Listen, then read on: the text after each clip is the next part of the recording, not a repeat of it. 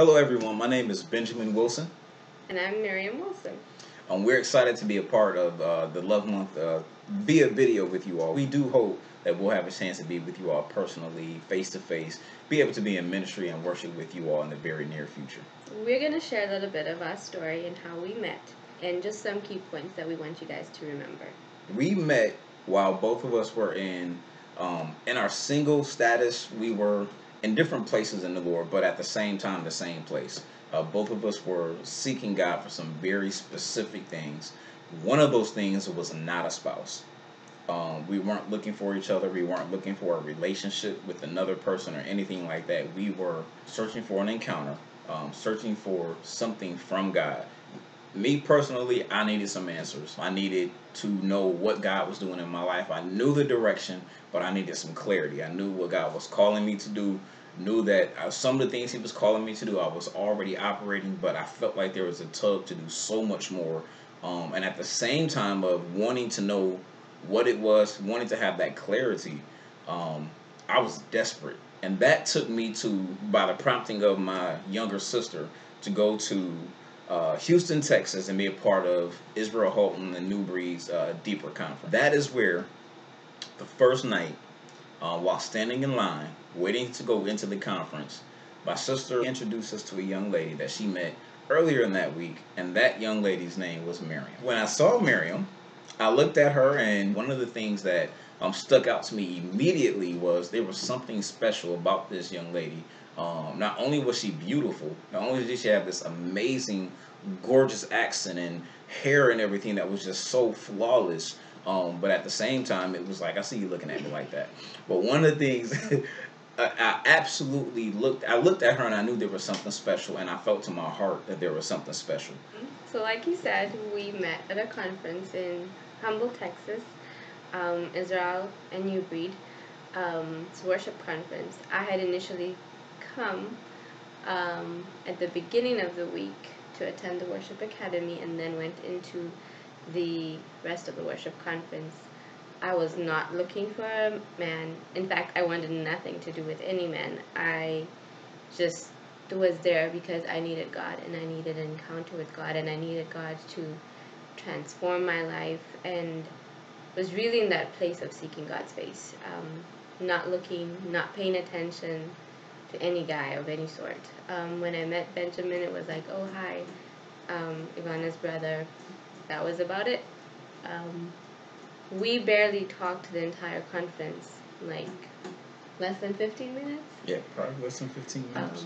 But in my encounter with God during that conference, I totally did not care about who was looking at me.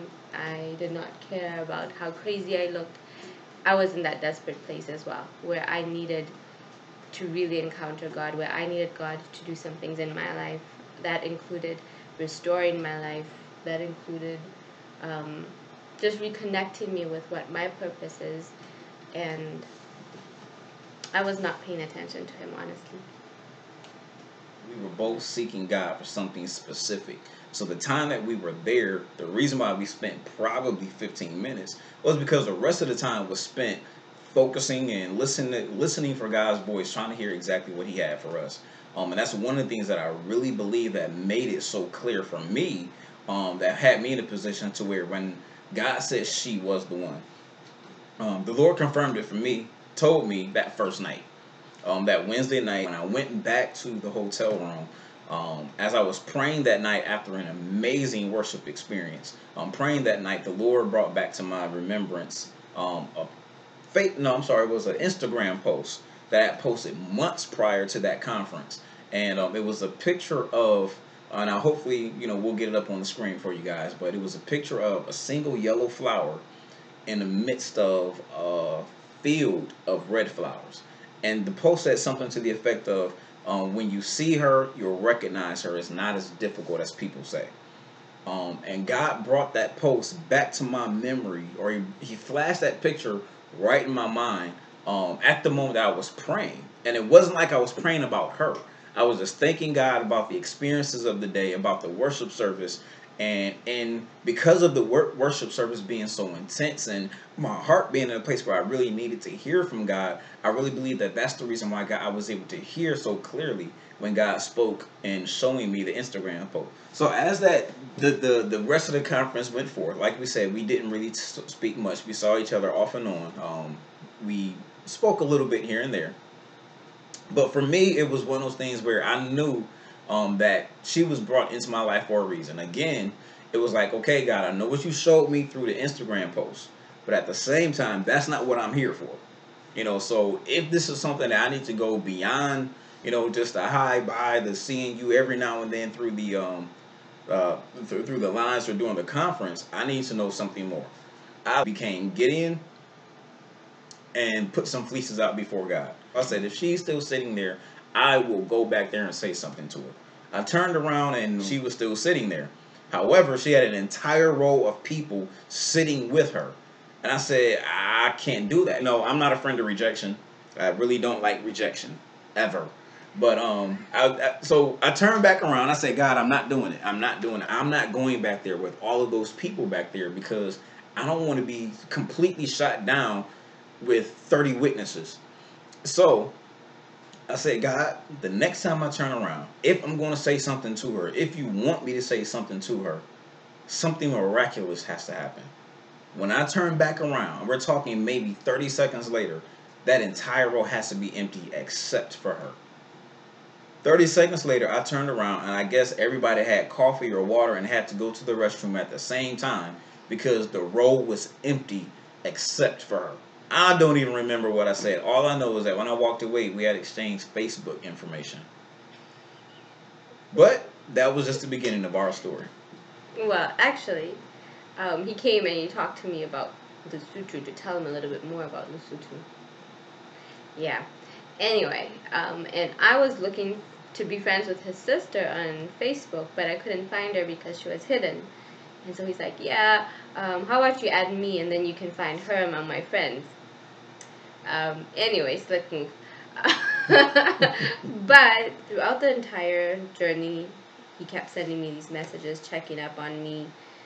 How are you doing? Just saying hi. And if he didn't respond to my messages immediately, he would be like apologizing and going, I'm sorry I didn't respond to you. I was busy, I was this, I was that. I'm like, dude, what's your issue? We're not that close. And it kept going on for like about a week or so after I left Houston. And then just before I left New York to head back home, I asked him, I was like, dude, what is your issue? Why are you like walking around eggshells around me? And he said, well, he's interested, but he doesn't know if I'm single or I'm married or if I'm available. And I said to him, well, I just came out of something that I've been in for the last 10 years and I'm not interested. Don't think I'll be interested for the next 5 to 10 years. Yeah, not there. And he was like, okay, I understand that, I respect that, can we just be friends? And I said to him, nope, I don't think that's a good idea. I know where you're at, and I don't want to be wasting your time. I don't want to lead you on. I don't want to occupy a space that somebody else could potentially occupy. So I don't think so. Anyway, for the next 3 months, he would keep sending me messages saying, I'm praying for you, hope you're doing okay. I would respond sometimes, maybe, not really. But I was still dealing with some things of my own, and I was in a place where I literally just wanted God, and I literally just wanted to get back on track with God and God's purpose for my life, and there were some doors in my life that I needed to shut completely. And I would not even entertain any guy or anything until I'd known those doors were closed. So it was 3 months later where I sent him a message, and I was like, I responded and said, who are you? What are you about? And what is your issue? What do you want from me? And so he told me about himself. And as I was reading about him, I was like, I remember we were at a workshop at Gazi, and I remember going to one of my friends and saying, "This is what this guy's saying about himself." I'm like, "This is just too good to be true. Can you read this and tell me what you think about it?" She read it and she's like, wow. And she kept going, wow. I'm like, yeah. So I told him, I'm going to check you out. I'm going to make sure that everything you're telling me is real. So I'm going to ask your sister about all these things. So I sent his sister an inbox. So when I sent her an inbox saying, so your brother is saying this, who is he and what is he about? And literally everything she said about him confirmed what he had said about himself in terms of his vision, in terms of his purpose, in terms of his calling, in terms of what he was involved with. There was still a lot of fear in my life based on experiences that I had come from. I didn't trust. I'd been in a situation where everything that I thought to be true turned out not to be true. And so I said to him, okay, I'm willing to listen to what you have to say. I think one of the things that really got me was when he said that he would pursue me, that I should let him pursue me, that I should let him convince me that he is worthy of my trust, that he is worthy of my heart. And I was like, okay, I'm not going to stop you from pursuing, but I'm not giving you any guarantees. You can pursue as much as you want, but I'm not guaranteeing you, I'm not making any promises that I'm going to still be here 2 days down the road. And so we coined this thing, and he basically said, okay, come sit at the table, see what I have to offer. Put yourself in that place where you get to that moment, you finally have her at the table, and she says to you, when she sits down at the table, there's no guarantee that I'm going to be here by the time you finish speaking. It was not a good feeling. And even in those moments, I found myself saying, God, I know what I heard, but I need to know if this was what you really wanted me to do. I've never been in that situation. Didn't want to be in that situation. However, it was one of those things where, for me, it was another step of faith. The first step of faith was saying something to her while at the conference. The second step was sitting at the table with no guarantee. When we started talking, his pursuit was not, I want to date you. It wasn't, hey, let's hang out, let's have fun. It was, I want to marry you. I want to make you my wife. So from the get-go, from the moment we started talking, it was about, I want to spend my life with you. There was a lot to consider. There was the fact that, again, like you said, he's in Ohio, I am in Lesotho. How exactly is this supposed to work? My heart is in Lesotho. My vision is in Lesotho. Everything about me is here. How does this work exactly? We started talking in November of 2013, and in January of 2014, when my dad was in ICU in the hospital, he asked me a question, or he made more of a statement saying that before he died, he wanted to see me settled. And mind you, I told my dad that I told him I just come out of this relationship, and I told him I'm fine being single, not interested in getting married, I'm doing just fine, I'm taking care of myself financially, I'm doing good, I've got a great job, great church, everything is perfect. And my dad says to me, I want to see you married, I want to see you settled, I want to see my grandkids before I die. And considering my history with my parents, I was very scared and very skeptical to even bring this up with my dad, because The last time I told him about a guy, he told me he's gonna kill him. So, yeah, this was kind of hard. But I had also made a promise to myself that the next time someone comes into my life, that they're gonna have to go through my dad. Because I tried it my way, the way I thought I knew best, and it didn't work for me. Actually, it went really bad. And so, yeah, in January of 2014, I told my dad about him, and I said, Dad, there's this guy. There's actually this guy in my life, and we're talking. And my dad's like, okay. And my dad actually smiled, and I was like, okay, what's going on here? Maybe it's the medicines, or he's high, or something like that. And he asked me just one question, and he said, is he a pastor?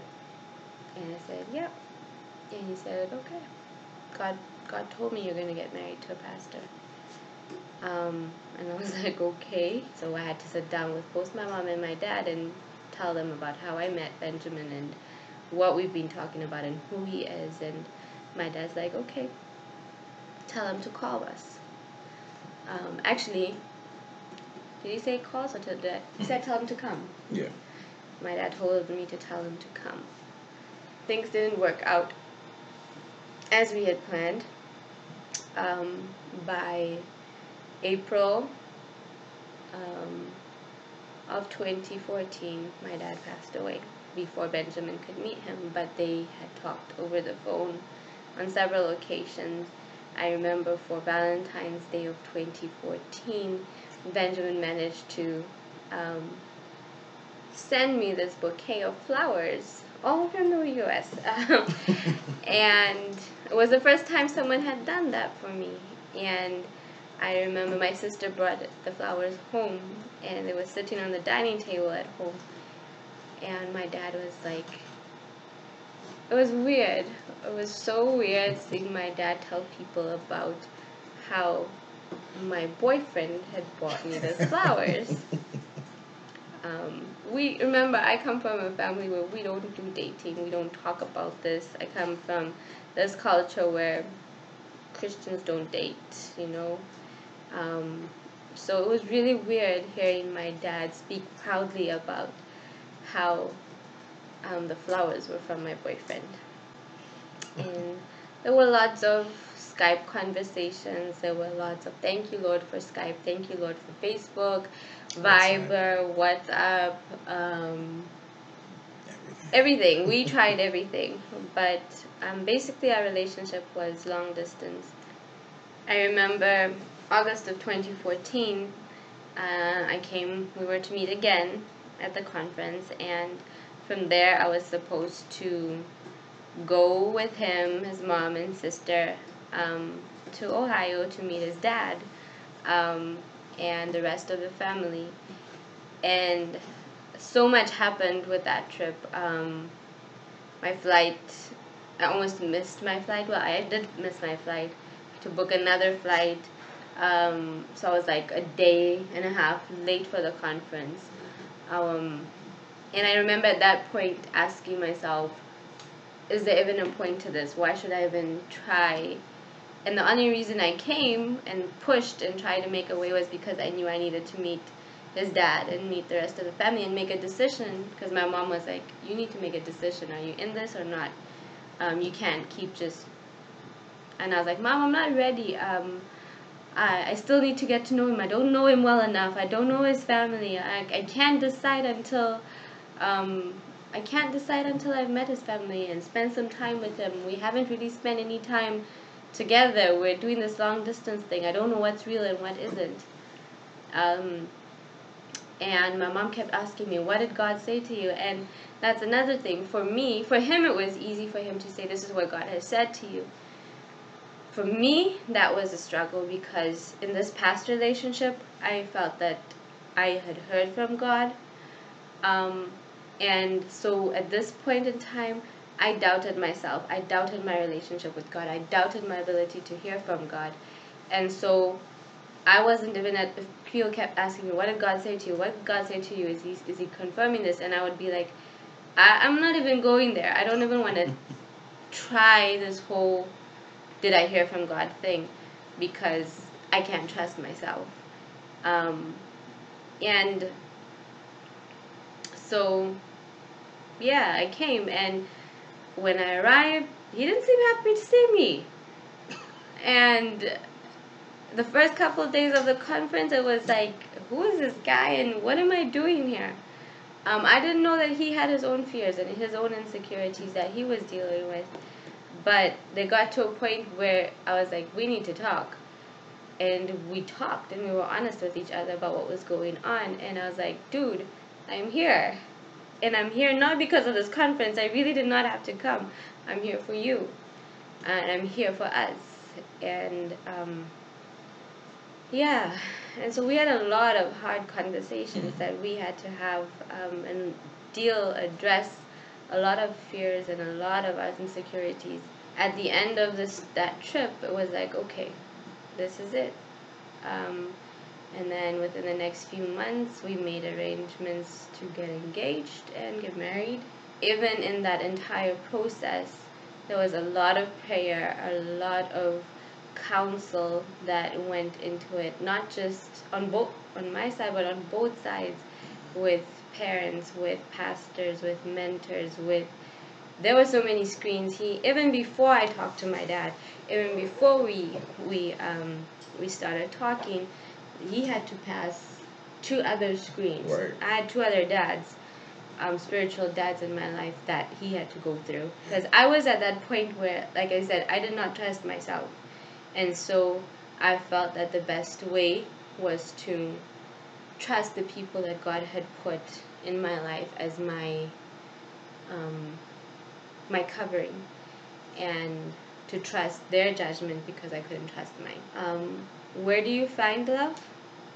Love finds you. I don't think you find love.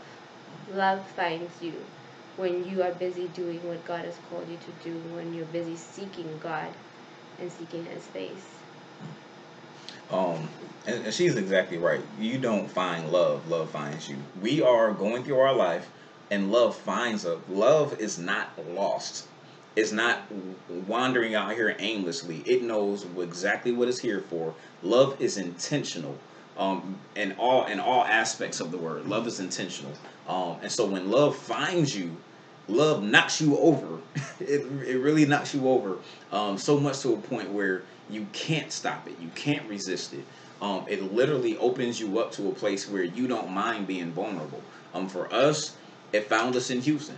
And at the same time, love found us at a point where we weren't even looking for it. The very reason that it happened that way, the very reason why it was so easy to recognize that it was her, the very reason why when I wasn't looking and I was focused on God and seeking God and desperate for God, that it happened, is because at that moment I had put myself in a position to where I needed to feel so much of God's love that He said, I'm going to do you one better, and I'm going to make it manifest so that you can feel it, not just spiritually, but now that you can feel it in a real flesh to flesh kind of way. And I would say to ladies, do your research, ask questions, talk to people, talk to the people closest to Him, and get to know Him for who He really is, not who He says He is. I had conversations with his sister, his closest friend, like literally that's the closest person to him in the world. I had conversations with his mom. I had conversations with his dad. I had conversations with his best friends. And my questions were clear. Who is this guy? What is he about? What are his strengths? What are his weaknesses? And serious questions. And when they said something, to believe them. Believe what the people closest to this guy are saying about the person. When someone tries to keep you from meeting the people closest to them, when someone tries to prevent you from contacting people, you should know that something's up. If he's just by himself, you don't want to be with someone like that. You don't want to be with someone who doesn't have other people in their life, because that in some way is also showing you that there's going to be some level of abuse and manipulation in your relationship. Where do you find love? You find love when both of you you are found by love when both of you are running your own race on course with God in your purpose. And then you find, I love, this is what Kristen Kane says about her and her husband. She says that she was running for God and she found her husband also running for God, and they decided to run for God together. They were not looking for each other, being distracted by things. They were running and pursuing God. I think also to add to that, where is love? Where is love? It is God. I know we think it's pretty corny when we read 1 Corinthians 13 and gives us this description of what love is, but that is what love is. And you learn it along the way. Throughout our journey, we've been learning what it means to be patient, kind, gentle, to forgive each other's wrongs, to not hold each other's past against each other or each other's mistakes against each other. That is love. Love versus lust. How do I know that? How do I know it's love and it's not lust? There's something he said yesterday about how this love between a man and a woman, is about demonstrating God's love for the church. It's a sacrificial kind of love. It's a love that lays down its life for another. It's a love that pursues. It's a love that is forever. It's eternal. It's not a love that's going to end when things get rough. It's not a love that's going to end when someone makes a mistake or fails. It's a God kind of love.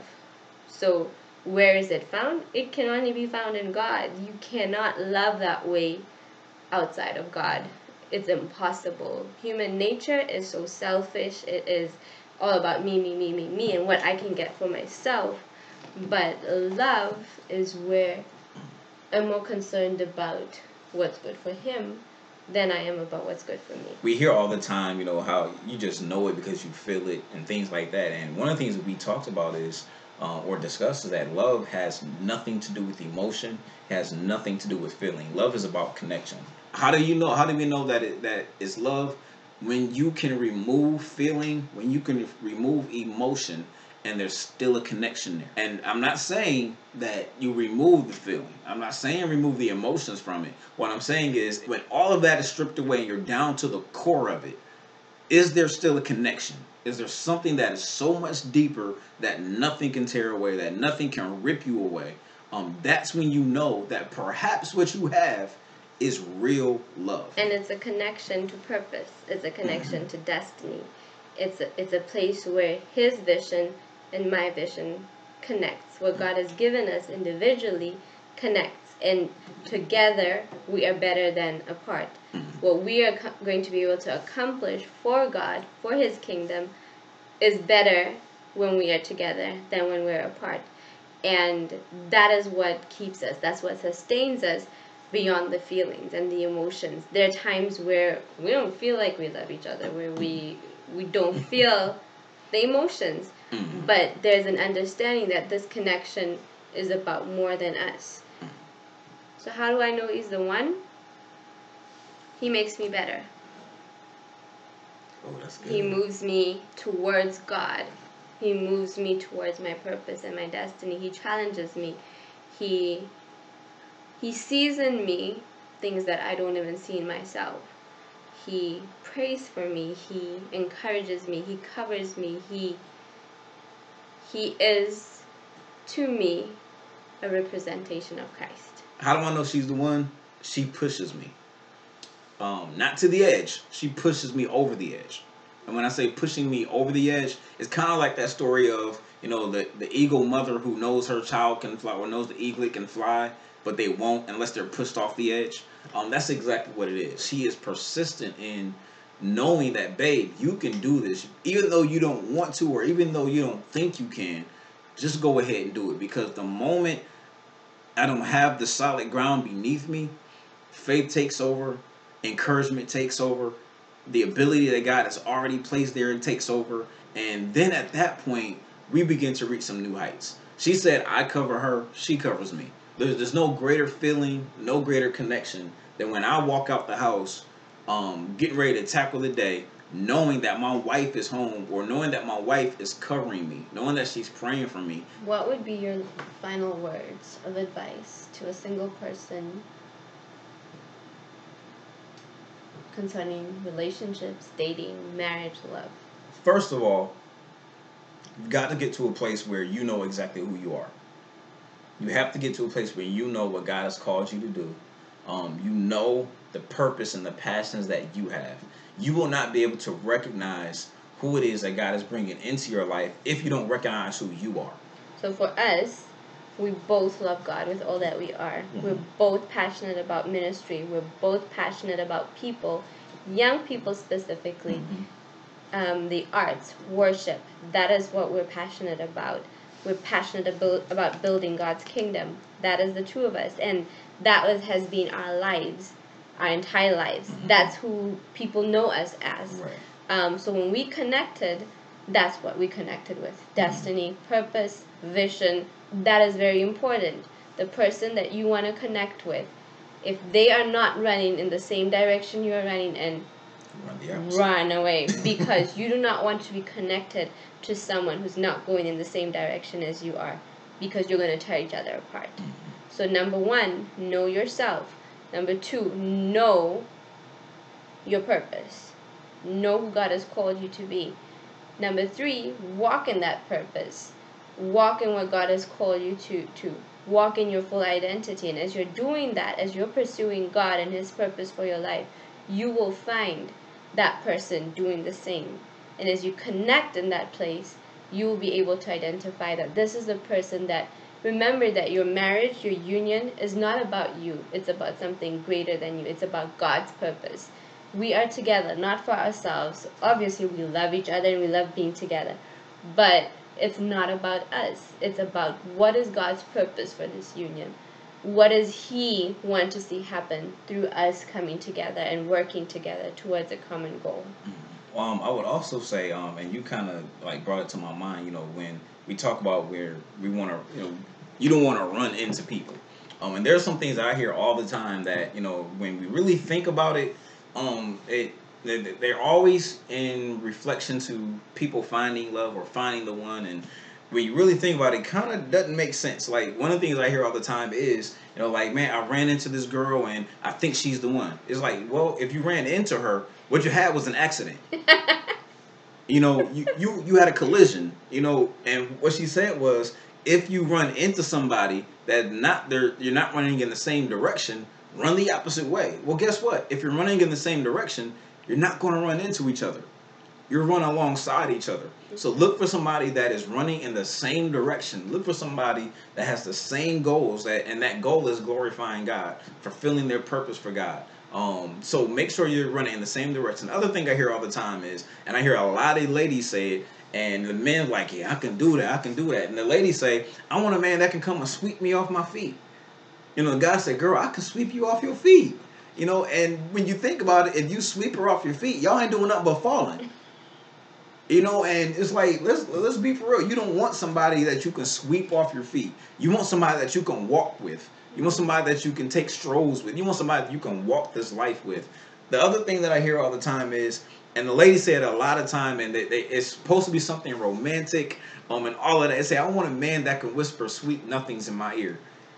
If he's whispering sweet nothings in your ear, it's probably because he's not saying anything. Be with somebody that can speak life to you. Yeah. Be with somebody that can speak positive and speak some things into your life. And we don't fall in love. Mm-hmm. We grow in love, because it is a growing process. One of the other things we want to talk about as well is that you need to be accountable to people in your life about your relationships.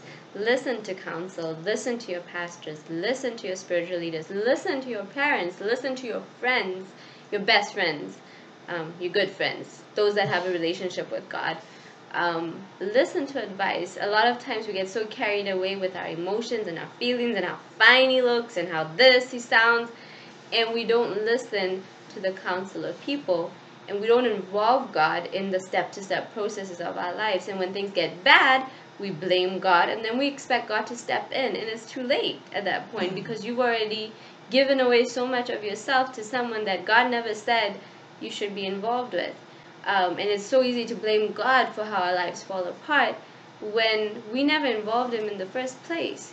So listen to counsel, be submitted to leadership, submit your relationships to leadership, and allow people to speak into your lives. Because even in marriage, if you don't start off your relationship allowing people to speak into your life, or leadership to speak into your life, when things get hard in marriage, you're not going to have the space because you didn't ever create that platform for people to speak into your lives. If you have any questions that you want to ask us about our story, want to know anything else that's going on, you can feel free to send questions to us, whether it's through Gmail or even on Facebook at One Forever Marriage. I think it's facebook.com/One Forever Marriage or something like that. You can look at One Forever Marriage and you'll find us. And the Gmail is the number 1 Forever Marriage at gmail.com.